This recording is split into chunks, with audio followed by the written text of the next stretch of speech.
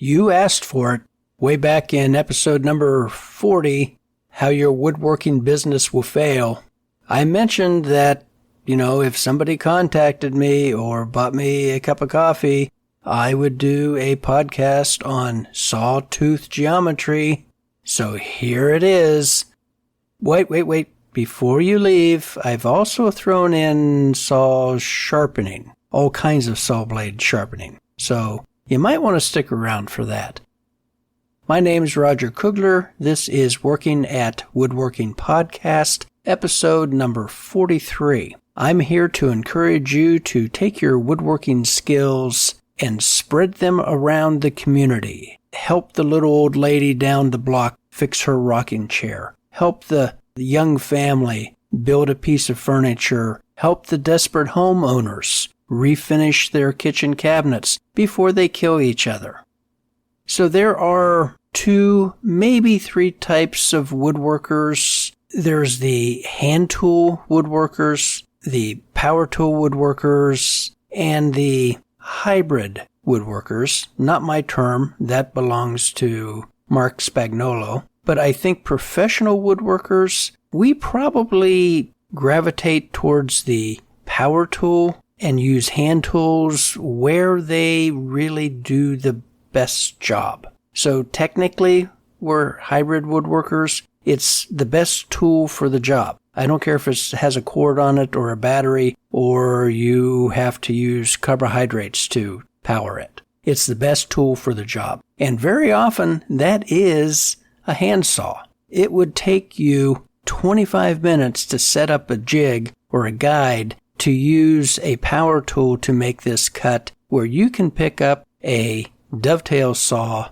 and in 47 seconds have the cut made. Of course, providing that you know how to use a dovetail saw, that comes from practice, and that the saw is sharp. Now, back in episode 40, I complained that a 20 TPI saw was just a little too fine for my taste. I prefer something a little more aggressive, 12, 14, 16 TPI, and that's what's led to this podcast. So let's go ahead and jump in talking about hand saws and sawtooth geometry. Fascinating subject. Hand saws can be broken down into 2 types, a rip saw or a crosscut saw. A rip saw is basically nothing more than a whole bunch of little tiny chisels all lined up in a straight row. And whenever you rip a board, cutting with the grain, those little chisels just take and carve out a little piece of wood each time it passes through the wood. And so the tooth geometry is pretty simple. And typically a rip saw is going to have between 4 to 6 TPI. Oh, TPI. That means it's time to define that word.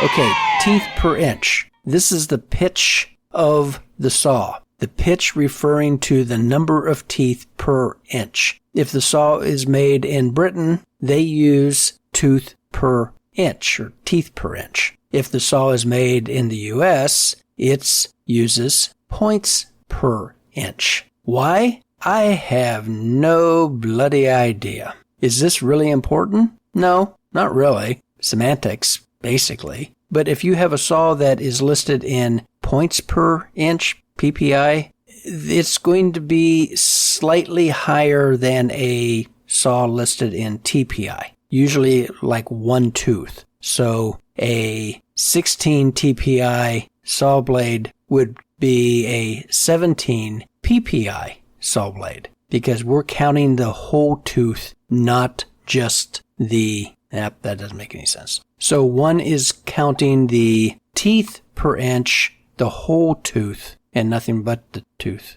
And the other is counting the points per inch. I have no idea why they did this. Who knows? It's not all that important. We can just add it to the alphabet soup. TPI, PPI, PPE, STD, RPG, MPG, XYZ.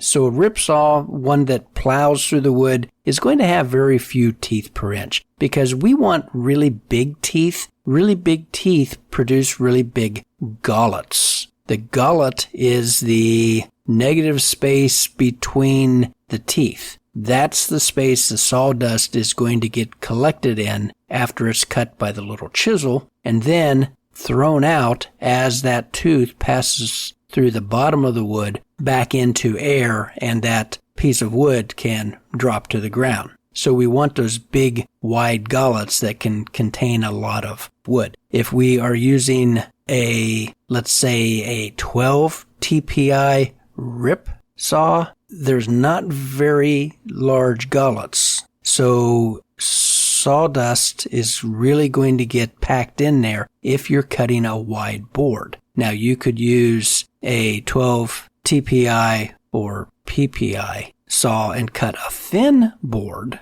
ripping it, because it's not taking out that much wood. Does that make sense? You have to have the capacity to get rid of the wood that you have just cut. And this applies to any cutting tool, to a hand plane. You have to be able to get rid of the wood that you have just shaved off, or it's going to clog up. If you're using a router bit, that router bit has to have a large enough gullet that it can expel the wood that the cutting edge just removed. If you don't, or if you're moving too fast and overloading that gullet, then that gets, one, impacted. You literally have to dig it out. Or two, it starts to overheat and burn. And you see those black marks, on your workpiece. Well, that's caused by cooked carbohydrates in the wood and due to overheating. So in a way, the gullet size is almost more important, or should be the focus, rather than TPI or PPI, but that's how we have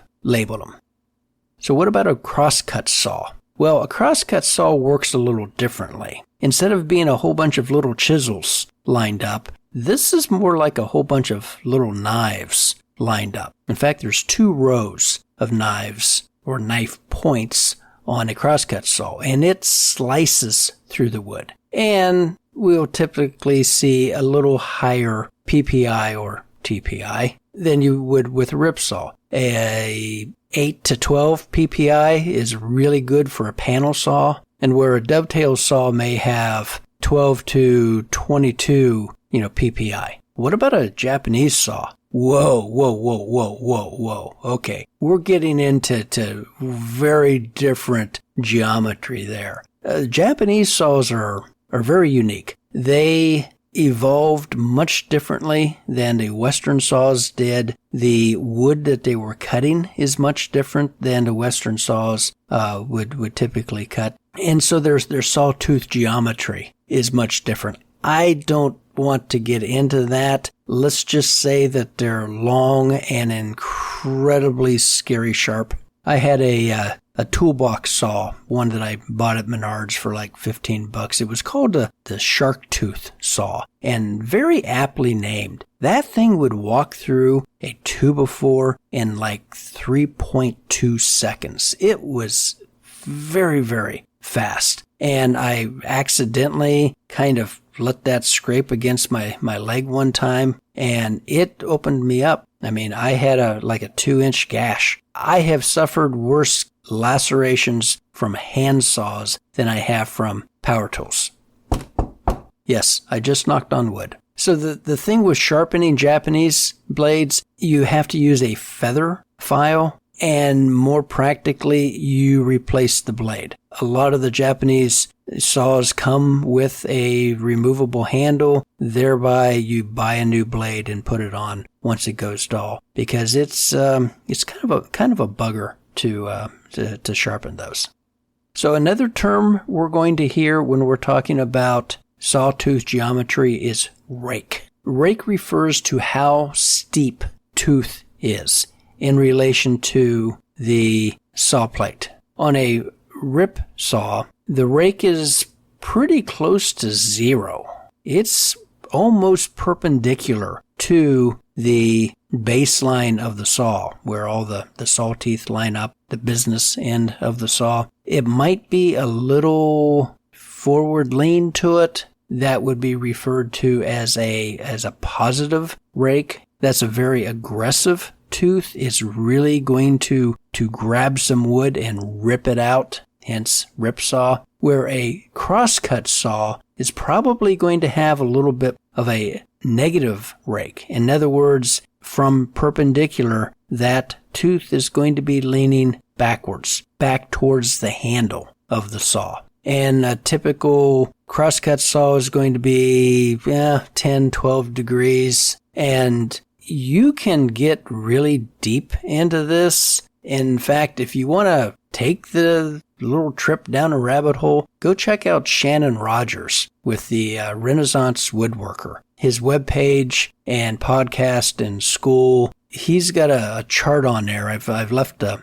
link to one of his posts that goes through and identifies the rake angles of different saws according to the use of the saw. So if you had a saw that you wanted to set up for cutting hardwoods, you might put a rake angle on that of between 6 and 10 degrees, according to Shannon's little chart here. Or if you wanted to set it up for softwoods, you might only want a 0 to 6 degree rake on that. And this changes for the different types of saws, crosscut saw, tenon saw, dovetail saw. Why do we even care about all this? Well, if you're just one of those people who really get into hand saws, this is bread and butter. This is sweet honey to you. I mean, you just live this stuff. If you were a professional woodworker 100 years ago, it would be really important to you because you didn't want to expend any more energy than you possibly had to. So if you had one saw that really, really struggled to get through hard white oak, if somebody gave you another saw that had a different rake angle on it, that it made that job easier, you would want that. This is the minutia where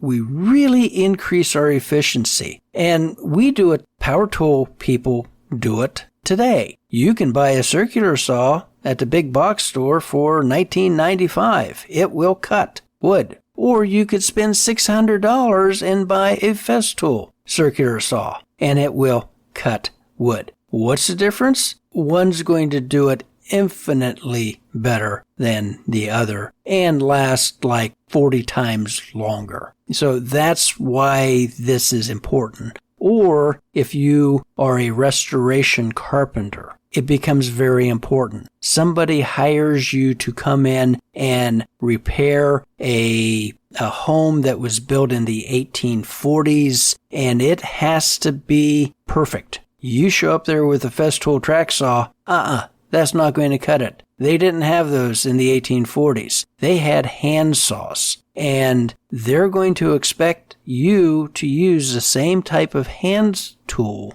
to do the work that the original craftspeople did back in the 1840s. I've mentioned Ron Hawk, who lived in Columbus, Ohio. He would show up at the woodworking shows with a box of hand saws. Yeah, he built this very nice box with a lid that would come off of it, and he had 10 hand saws in there. Each one of them was sharpened to do a specific job. There's a softwood crosscut, there's a softwood rip, there's a hardwood rip. This one does this one does that. He was very, very proud of the saws, and I really admired the attention to detail that he took in doing his work. So that's why this stuff matters. If you are not a restoration carpenter, then it probably doesn't. And hang on to the end of the show and we'll talk a little bit about power tool, saw blade sharpening. Okay, another term we need to know.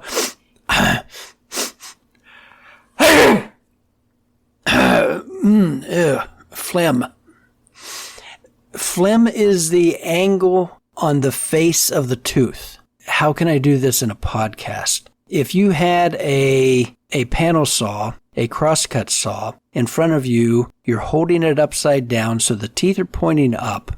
You're holding it at arm's length. Phlegm is the angle horizontal on that tooth that creates that knife point whenever you sharpen it. I know this, I'm not doing a good job here. You're going to have to do a little bit of research, but phlegm is the angle horizontal that produces the knife point. Let's just leave it at that. Once you see a photo of this or a diagram, you'll understand perfectly. Slope is kind of a modification of phlegm. It's the vertical angle that you would hold a file when you're sharpening that point. Set, we've heard of set. Everyone's heard of set. Set is bending the tooth outward so that the kerf that the teeth cut is wider than the actual saw plate. If we had a flush trim saw, some of you might have one. They're very handy if you do a lot of plugged holes in your work. You can use a flush trim saw and cut those plugs off perfectly flush without scratching the original work. The problem with a flush trim saw is that they tend to bind up in the saw kerf that they're just cutting.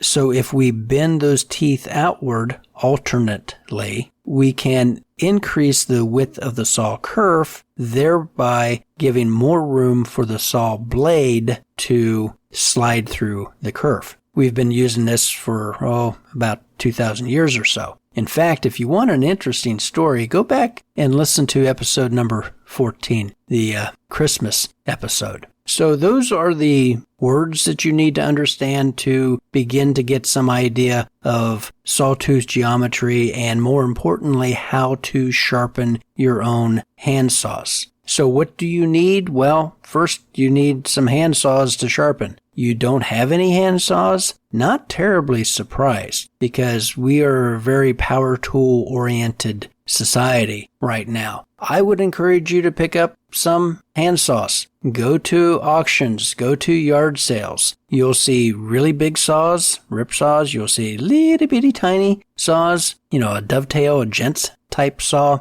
And you can pick these up for not very much money. Now, if you see a bunch of old, mostly overweight white guys with beards, retired, a little bit of a, beer gut there, all kind of hovering around this one or two saws at an auction, those are professional saw buyers, and they know that particular saw, it might be a Richardson from the 1890s, and these guys are going to pay big bucks for that. That's not what you're looking for.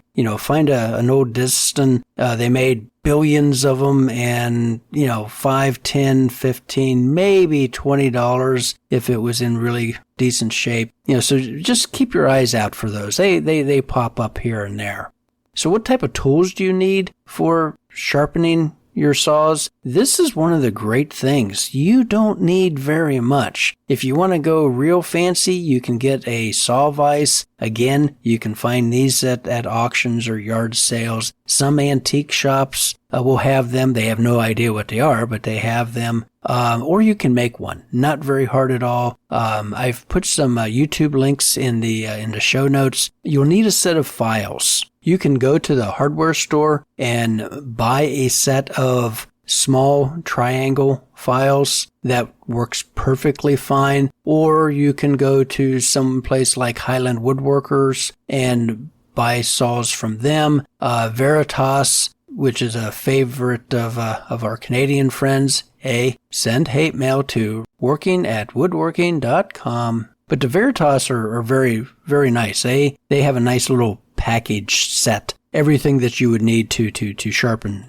saws. There's all kinds of jigs and guides that might be helpful for you, but certainly not necessary. And you're going to need some instruction.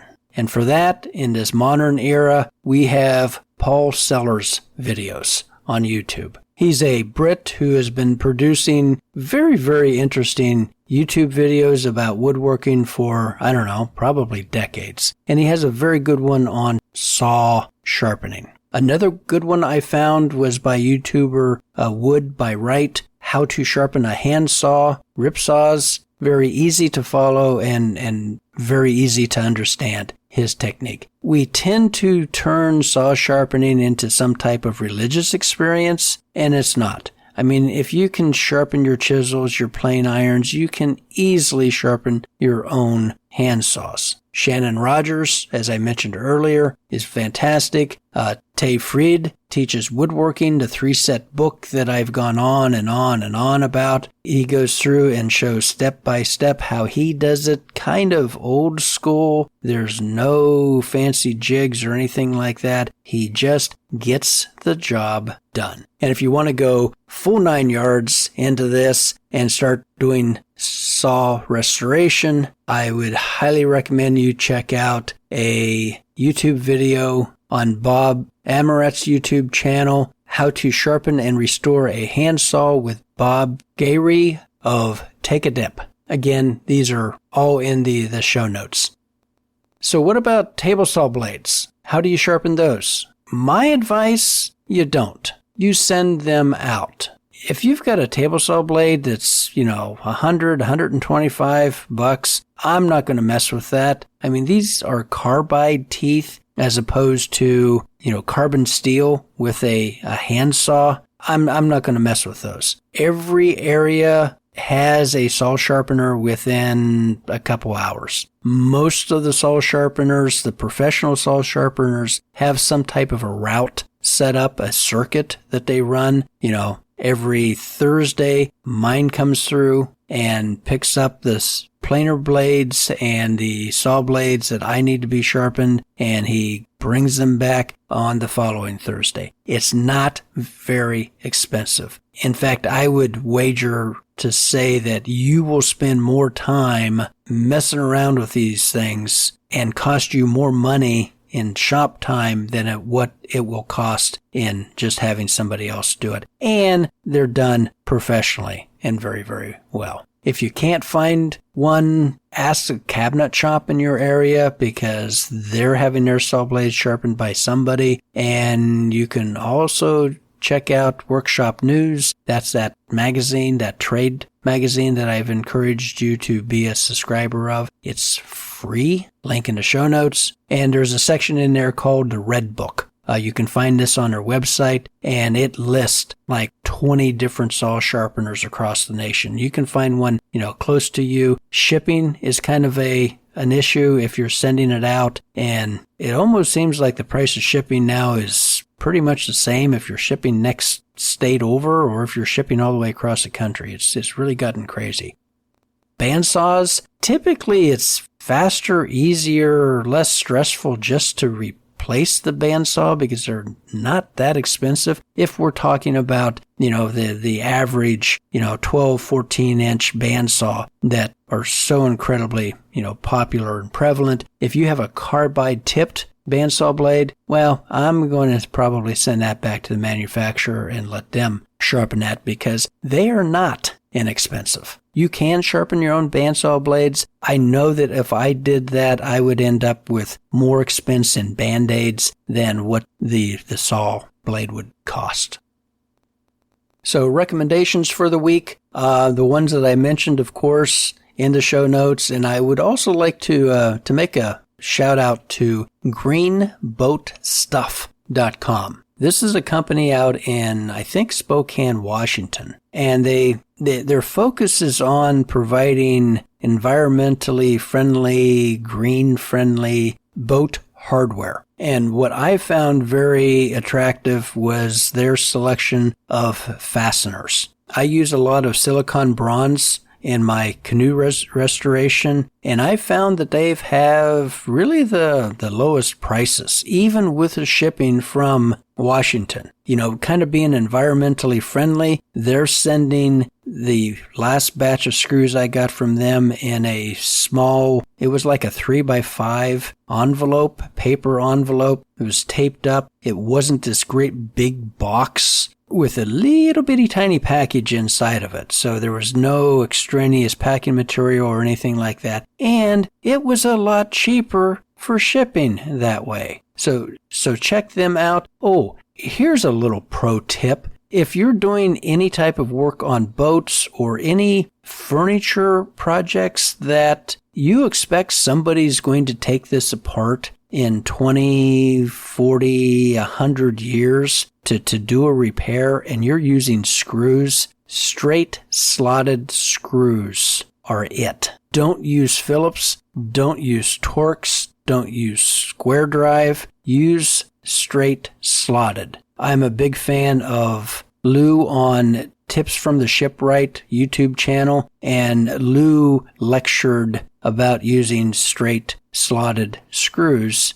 in that you can always get them out. You have a bunch of wood putty or paint clogging up the slot. You can dig that out pretty quickly, pretty painlessly. And on this latest boat I was restoring, somebody had used Phillips screws. They were silicon bronze, but they were a Phillips drive. And I could not get them out. I could not clean them out. I finally used my propane torch to heat up an old number 2 Phillips bit until it got hot. And then I shoved that into the screw and let it melt the old varnish until I got it in deep enough that I could actually get purchase to pull the screws out. And they were pretty much wrecked anyway because it would slip, and just not a big fan of Phillips or square drive when it comes to boats. Missed job. A property owner called and said he needed some crown molding installed in one of his apartments. And as he said, I can't sell my firstborn to afford the original gum crown molding. I think he said it was like 6 or 7-inch crown molding. Yeah, that is definitely a custom job and is not going to be made out of gum, at least not in my area. So you could easily do that if you have the skills and the ladder and the young legs to be that high all day. But that's a very profitable job. Not very many people can do that well.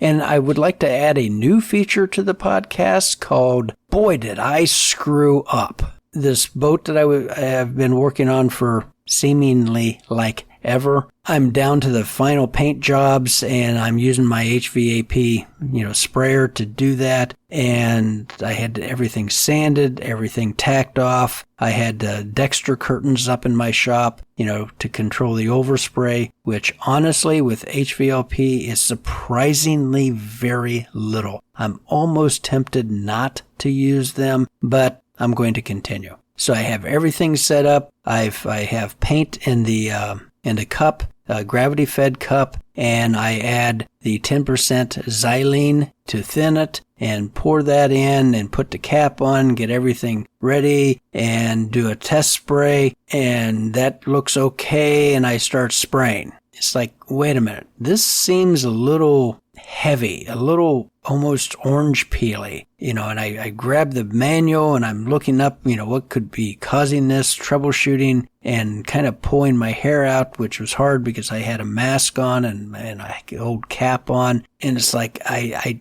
adjusting the airflow, which should be full on. I'm adjusting the needle valve to control the paint flow. And this is looking a little better, but oh, geez. Okay, just finish it. So I do one side of the boat, and as I'm going, it's starting to look a little better, and I get to the other side of the boat, and I'm starting to do that, and I'm thinking, wonder how much paint I have left. And I swooshed the cup around, and then it dawned on me, I bet, and I continued spraying, and oh my gosh, it got so much better. The atomization just improved dramatically. And by the time I got to the other end of the second side of the boat, it was gorgeous. In fact, it was just starting to get a little too thin. I put the paint in the cup and I added the thinner, but I never stirred the two together until I went to the other side of the boat and swooshed the cup around to see how much paint I had left. Duh! Oh my gosh, how stupid. Surprisingly, whenever the paint dried, the first side of the boat actually looked okay. I thought it was going to be just this horrible orange peely mess, but the paint did actually level out on its own and looked okay. It wasn't great. It did not look as good as probably the middle of the second side of the boat, where the mixture thinner to paint was just perfect. But anyway, lesson learned. You've got to pay attention to what you're doing. And I would like to throw a big thanks out to listeners in Banbury, Oxfordshire, and England. Really appreciate it, as well as listeners in Atlanta, Georgia. Really, really appreciate it. I have an affiliate link to Tay Freed's Teaching Woodworking, the 3-book set, down in the show notes if you're interested in that. It's a 40-year-old book. Probably older than that now, a set of 3 books. You really, if you don't have that in your library, you're missing out. I mean, this is old school nuts and bolts woodworking that honestly hasn't changed over the years. The tools have changed, but the techniques have not. So that needs to be in your library. And of course, check out the other affiliate links I have down there. And as always, I would love it if you'd buy me a cup of coffee. So until next week, happy woodworking.